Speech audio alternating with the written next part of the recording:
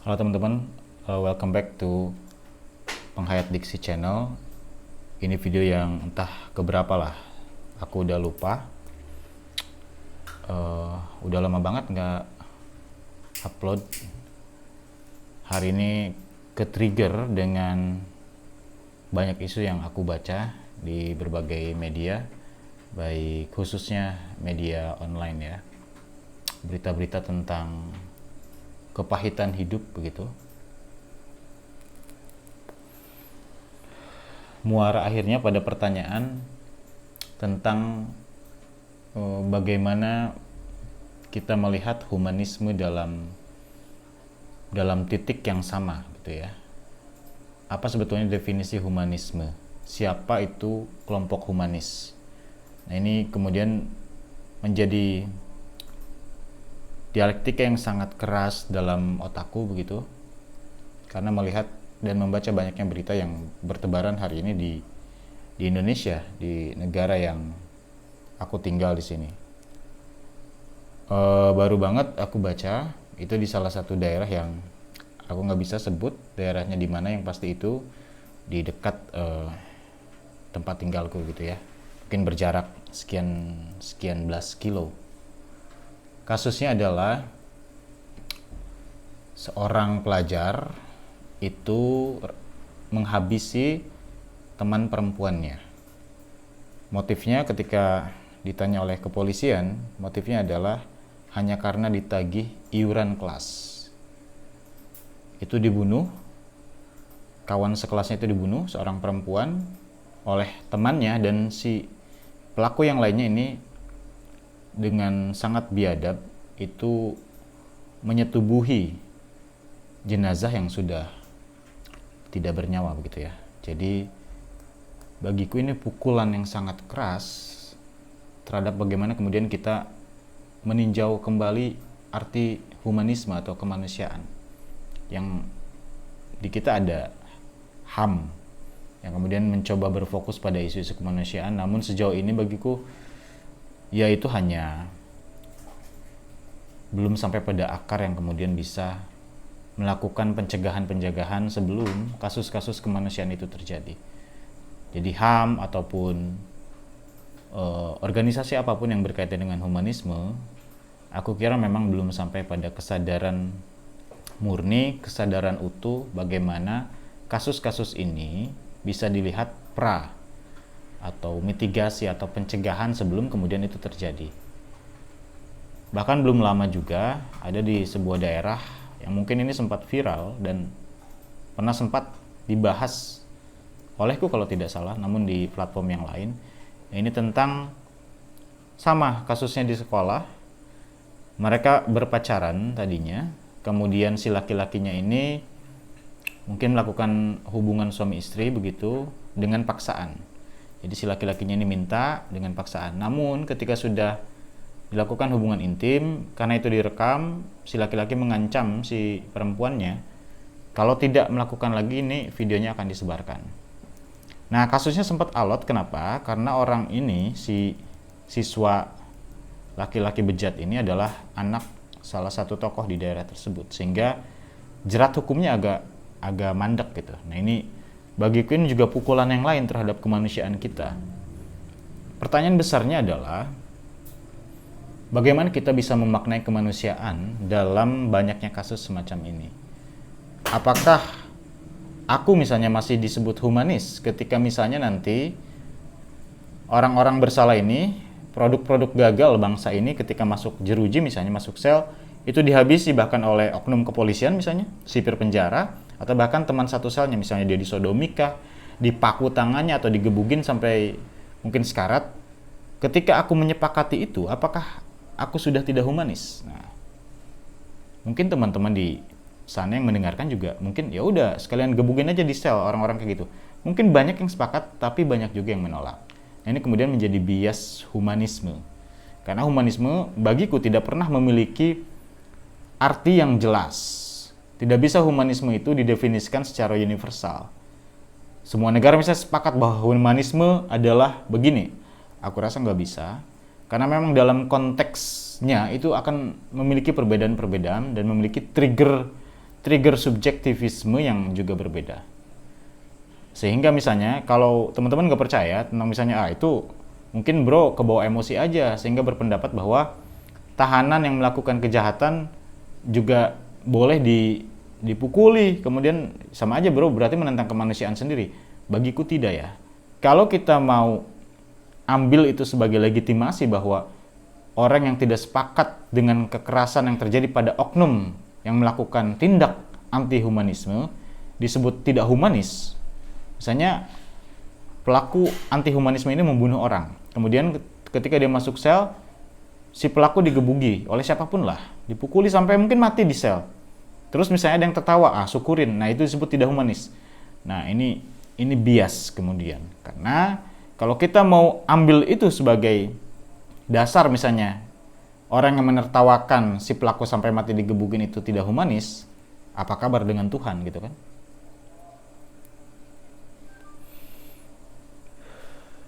Ya meskipun Tuhan tentu tidak bisa ditarik ke area ini, tapi kira-kira Tuhan memberikan sebuah value hidup. Bagaimana misalnya peperangan itu terjadi. Bahkan kejadian-kejadian terburuk dalam peperangan itu dikehendaki. Nah, bagiku Tuhan di sini memberikan value atau lesson learned, apa yang bisa kita ambil dari setiap peristiwa itu, gitu ya.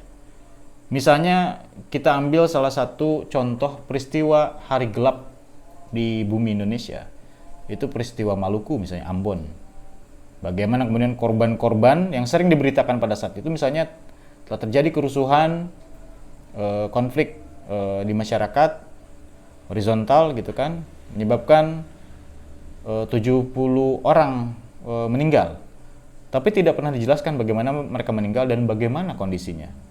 Nah, setelah banyak orang yang kemudian meneliti itu ternyata kepala orang itu dipenggal, dijadikan pagar pembatas antara satu wilayah dengan wilayah lain. Itu bagiku sebuah kengerian yang sudah tidak memiliki ukuran. Bagaimana dengan kepala-kepala itu dijajarkan, dipenggal sebagai pagar pembatas. Alasan lain sebagai bentuk apa? Untuk memperlihatkan bahwa kita menang. Nih, kepala kawan-kawan ente udah kita pancung dan dijadikan pagar pembatas. Bagaimana kemudian bayi-bayi yang baru lahir atau bayi pada usia saat itu diperlakukan ya bahkan sampai nyawanya hilang dengan cara yang amat sangat biadab yang mungkin Lucifer the Morning Star pun tidak pernah kepikiran untuk melakukan itu. Nah, hal-hal macam ini kita kembali pada ukuran-ukuran kemanusiaan yang kemudian amat sangat bias.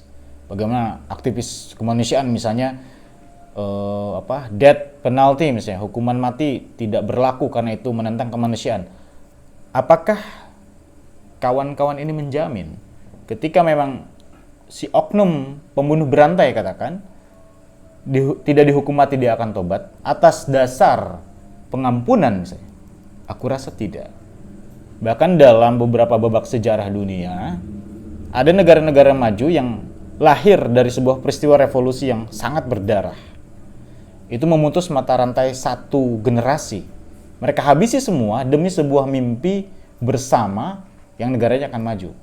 Saya yakin teman-teman tahu, aku yakin teman-teman tahu lah itu negara mana. Pembunuhan dalam satu malam. Satu generasi dibunuh. Dalam rangka memperbaiki arah nasib dan konstruksi negara ke depan. Karena mereka tahu orang-orang ini kalau tidak dibunuh ini kemudian akan menjadi penyakit peradaban. Bahkan misalnya terserah suka atau tidak suka dengan fakta ini, dalam surat Al-Kahfi, kalau kalian muslim, aku kebetulan muslim, dalam surat Al-Kahfi peristiwa Musa dan Khidir itu menjadi gambaran yang sangat valuable bagiku. Ketika Musa mungkin dalam konteks tertentu merasa arogan dengan dirinya yang memang terberkahi sedemikian rupa oleh Tuhan gitu ya. Pernah berdiskusi dengan Tuhan gitu kan. Mukjizatnya luar biasa gitu kan, dan dia punya intelektualitas yang amat sangat tinggi dibanding manusia rata-rata pada umumnya pada saat itu, sehingga ketika dia ditanya oleh seorang dari kelompoknya siapa manusia tercerdas ya, dia kebingungan menjawab selain dirinya. Sehingga dalam hatinya kepikiran ya cuman gua gitu yang paling cerdas. Gua udah bisa komunikasi dengan Tuhan.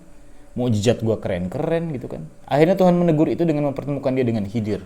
Dan itu bisa dibaca dalam sakralitas kitab Al-Quran gitu ya. Kalau teman-teman nggak percaya dengan itu ya terserah juga. Cuman bagiku ini sebuah komparasi aja. Dalam satu titik itu Musa sempat kebingungan ketika diajak oleh Khidir, dan Khidir bertemu dengan salah seorang anak. Dia cekik tiba-tiba kan gitu. Dia cekik tiba-tiba dan meninggoy gitu, wafat ya. Musa terheran-heran, ini kenapa kok seorang hamba salih yang diminta aku bertemu langsung oleh Tuhan dengan yang namanya Khidir ini, tapi kok melakukan sesuatu yang di luar kesalihan. Nah itu kan Musa dengan subjektivisme dia bahwa ini kejahatan yang amat sangat brutal gitu, membunuh seorang anak di depan dirinya, yang dirinya adalah seorang rasul gitu. Sehingga dia protes kan, kok ente bunuh itu anak gitu kan. Khidir tidak menjawab karena perjanjian di awalnya kan gitu, ente nggak akan kuat ngikutin aneh gitu kan, kira-kira gitulah bahasanya. Jadi mau lanjut atau enggak gitu. Kalau lanjut gak usah nanya apapun yang ente lihat selama bareng sama aneh gitu ya. Bahkan sampai pada saat pencekikan anak itu sampai meninggal juga akhirnya menjadi protes pertama gitu, atau protes kedua kalau tidak salah. Sampai pada akhirnya ditinggal, barulah kemudian value itu disampaikan bahwa anak itu dipercaya oleh Khidir di masa depannya akan menjadi orang yang jahat, bahkan membangkang kepada orang tuanya, dan bahkan mungkin akan menjerumuskan kedua orang tuanya ke dalam neraka, kira-kira gitu. Sehingga dibunuhlah. Ya itu kan bagiku substansinya adalah memutus mata rantai generasi yang busuk. Maka ketika hal-hal yang ditarik pada konteks hari ini, pemutusan mata rantai cacat generasi itu kemudian bagiku masih bahkan lebih humanis gitu. Karena peperangan sendiri dikehendaki oleh Tuhan. Kalau memang ini mau ditarik ke ranah kepercayaan, yang di Indonesia banyak sekali orang kultus dengan kepercayaannya bahkan melebihi hukum konstitusi negara kan gitu. Padahal negara Indonesia adalah negara yang dibentuk, dikonstruksi oleh kesepakatan hukum gitu ya. Karena di negara ini tidak hanya ada satu kepercayaan, tidak hanya ada satu agama. Bahkan kepercayaan-kepercayaan yang sangat tua, lebih tua dibanding misalnya kepercayaan dominan hari ini itu sudah ada. Oleh sebab itu Indonesia adalah negara hukum, bukan negara agama. Sehingga aku sangat kebingungan dengan praktik-praktik anti-humanisme saat ini. Bagaimana orang bisa melihat itu? Perempuan diperkosa, kemudian korbannya bisa enak kesana kemari, keluar dari penjara sebagaimana biasanya. Sedangkan perempuan misalnya ketahuan berzinah, dia akan mengalami hukuman sosial yang amat sangat berat. Gitu ya. Jadi kadang perlakuan kita masih dalam kerangka yang sangat maskulin gitu ya. Seolah berbagai hal yang dilakukan oleh laki-laki itu bisa dimaafkan, kemudian yang oleh perempuan itu kemudian menjadi debatable. Nah, kembali, humanisme ini sebenarnya ada di mana sih gitu? Definisi tentang humanisme, pemaknaan tentang humanisme ini ada di mana? Karena sejujurnya kalau humanisme kemudian dipakai secara dangkal untuk kemudian menyelamatkan kreasi-kreasi yang cacat atau ciptaan-ciptaan yang cacat begitu, ya ini berantakan. Tatanan semesta kemudian akan sangat berantakan.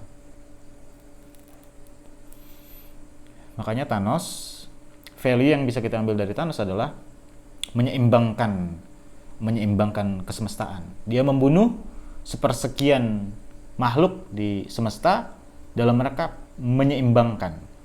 Menyeimbangkan di sini tentu adalah membuat balancing, bagaimana kejahatan dan kebaikan ini setara.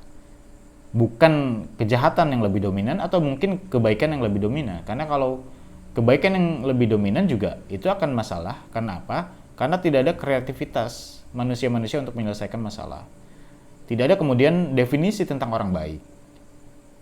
Karena kalau dominan semua, we are all living in heaven, right? As the angels. Kita semua akan menjadi malaikat gitu kan. Fitrah manusia lahir sebagai makhluk by default gitu. Itu udah ada negatif dan positifnya. Kalau positif semua, nampaknya kita malaikat.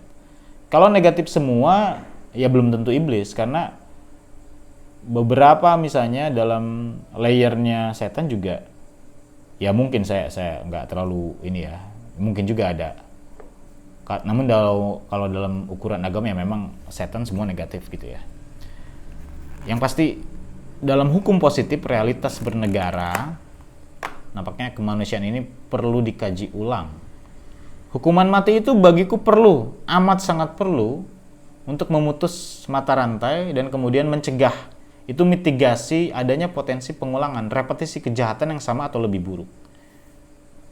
Mantan terorisme misalnya, yang sudah ngebom satu gedung yang berisikan ibu hamil, anak balita, kakek-kakek. Ketika itu memang dirasa perlu untuk kemudian hukuman mati, ya laksanakan. Tidak perlu ada tawar-menawar kemudian. Setelah ukuran-ukuran psikologis, pengukuran daya rusak kejahatannya, jejaring kejahatannya itu kemudian kalau sampai pada level hukuman mati, ya kenapa tidak? Jangan sampai kemudian ada aktivis sok pro-humanisme itu kemudian menyangkal bahwa pemerintah anti kemanusiaan. Nggak gitu. Tuhan aja menghendaki bayi digoreng di salah satu event babak sejarah bumi ini. Bahkan Tuhan menghendaki cucunya, makhluk kesayangannya bernama Rasul Muhammad itu dipenggal dalam satu peristiwa perang. Jadi kemanusiaan ini sebenarnya di mana posisinya? Kalau kita menempatkan bahwa serba tidak boleh, bahkan membunuh penjahat pun tidak boleh, wah itu repot. Nggak akan ketemu keseimbangan itu, gitu loh.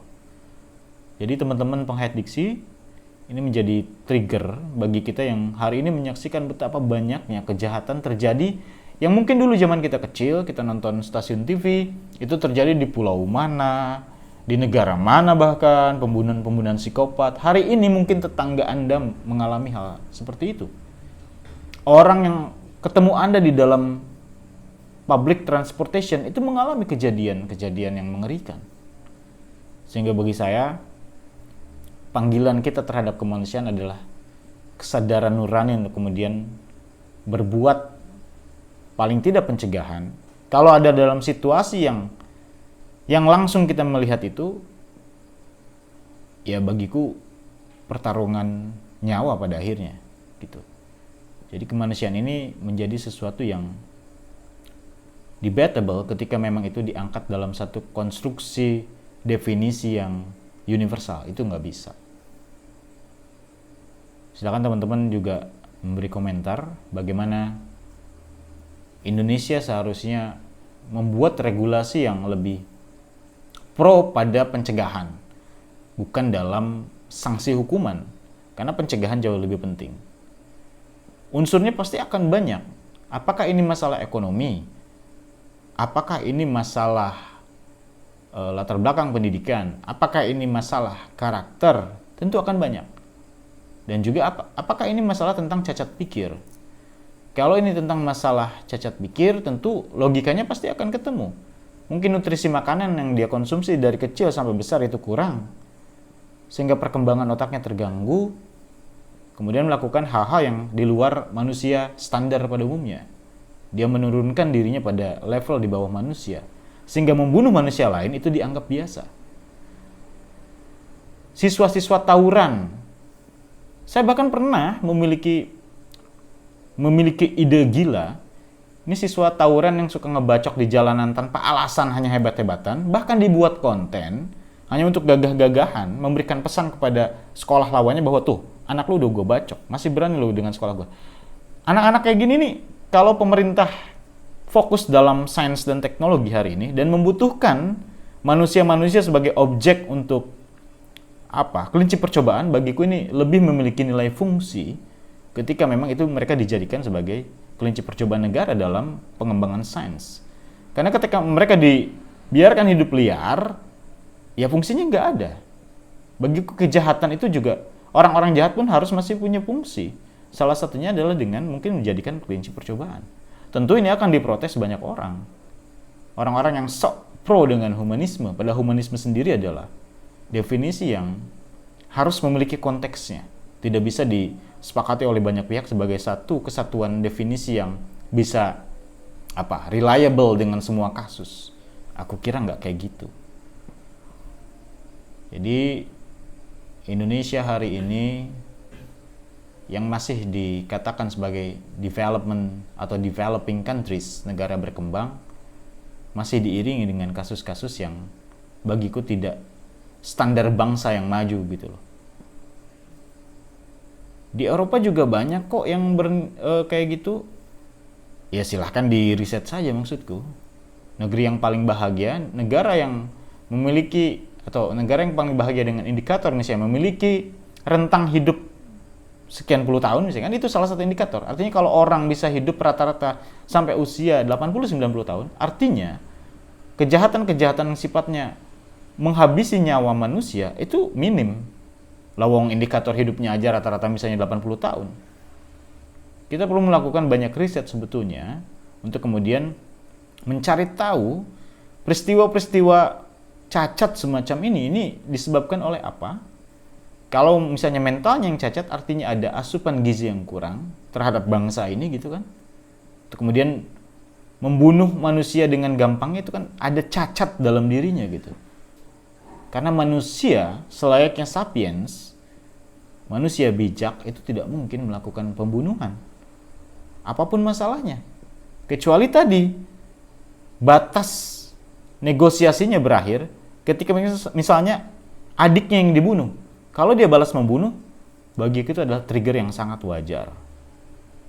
Tapi kalau dia bisa memaafkan, levelnya memang sudah bukan manusia.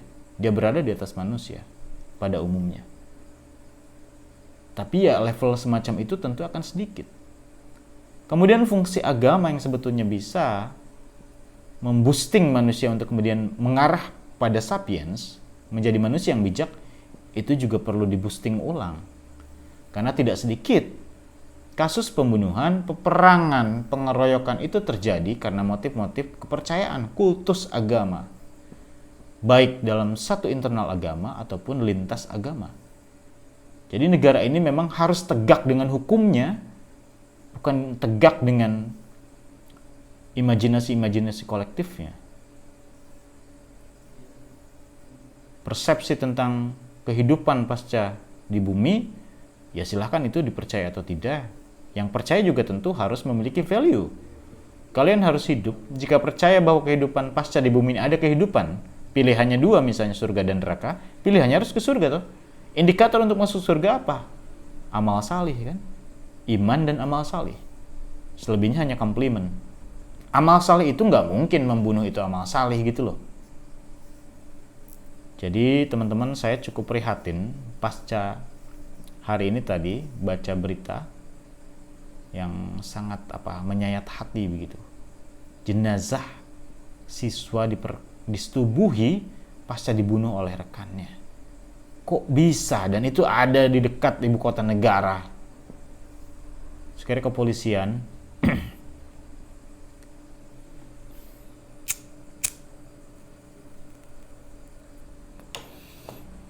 kepolisian dalam hal ini adalah orang-orang yang memiliki tugas yang amat sangat mulia, menangani sebuah kasus yang kemudian bisa diputuskan oleh kejaksaan. Apakah dia dipenjara, apakah dia disanksi, apakah dia dihukum mati, itu tugas mulia kepolisian. Makanya device utama seorang polisi adalah sebetulnya bagiku adalah nurani. Begitupun juga dengan hakim di pengadilan. Ini tentang bagaimana rekan-rekan di sana mengaktifasi nurani kalian pada tingkat yang paling mumpuni.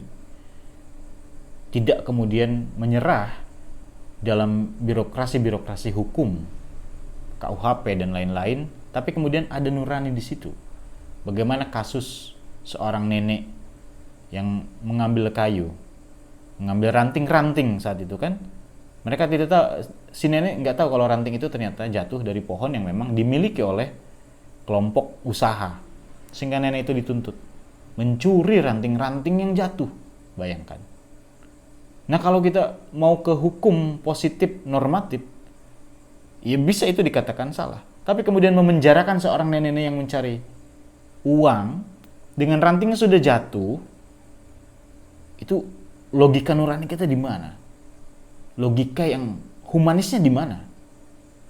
Kaku sekali hukum kemudian kalau memang nurani tidak masuk di situ. Itu pun akan menjadi sebuah chaos sosial yang sangat kuat. Suatu saat kita mungkin akan nunggu bom waktunya. Bagaimana kemudian kemarahan manusia itu kemudian sudah tidak bisa bertemu lagi dengan hukum positif. Itu juga akan menjadi chaos yang sangat besar. Sehingga bentuk-bentuk mitigasi itu menjadi amat sangat penting.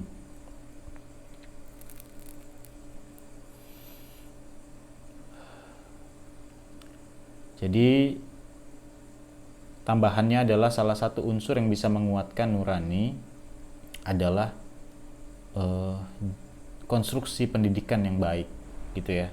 Bagaimana nilai-nilai fundamental kemanusiaan itu bisa dihadirkan dalam konteks interaksi sosial bahkan dalam usia yang sangat dini. Bagaimana mengejek sesama teman itu sebaiknya dihindari. Alih-alih mengejek misalnya lebih kepada memuji, mengapresiasi. Kalau Anda pernah berkunjung ke luar negeri di beberapa negara maju, misalnya Anda mengerjakan apa atau Anda membuat apa, itu orangnya akan sangat mengapresiasi. Wow. Akan ada banyak kata wow sebagai bentuk apresiasi. Mungkin dalam hatinya juga menganggap ini biasa aja sih, tapi saya harus kasih apresiasi. Di negara ini tidak terbiasa hari ini memberikan apresiasi terhadap sebuah capaian, produksi, ide. Di negara ini, di level sekolahnya, itu bahkan darurat bullying hari ini. Dan bullying itu amat sangat berbahaya dampaknya terhadap psikologis siswa. Apalagi siswa itu ketika SD misalnya sudah mendapatkan bullying yang sangat memprihatinkan, itu akan terbawa sampai dia dewasa kalau tidak mendapatkan treatment penyembuhan yang optimal. Sehingga guru di sini juga menjadi penting. Bagaimana kemudian Kemendikbudristek ini kemudian bisa menyeleksi guru? Bisa nggak sih guru itu misalnya adalah orang-orang yang terbaik yang ada di sekolah, itu kemudian boleh jadi guru? Honorer dihapuskan, karena honorer biasanya itu dibebankan kerja yang amat sangat banyak dengan upah yang sangat minim. Saya agak sepakat sekarang misalnya pengangkatan P3K, CPNS lebih banyak, dan ada upaya-upaya penghapusan honorer. Bukan dalam rangka tidak sayang terhadap anak bangsa, bukan. Ini dalam rangka memperbaiki banyak hal, karena guru itu jantungnya loh. Ketika pendidikan yang diberikan salah, itu otomatis sampai Z-nya juga salah. Termasuk misalnya membiarkan atau melakukan pembiaran terhadap bullying di dalam kelas. Bahkan alih-alih misalnya melakukan pencegahan, gurunya ikut bully. Ini sangat bahaya untuk generasi ini.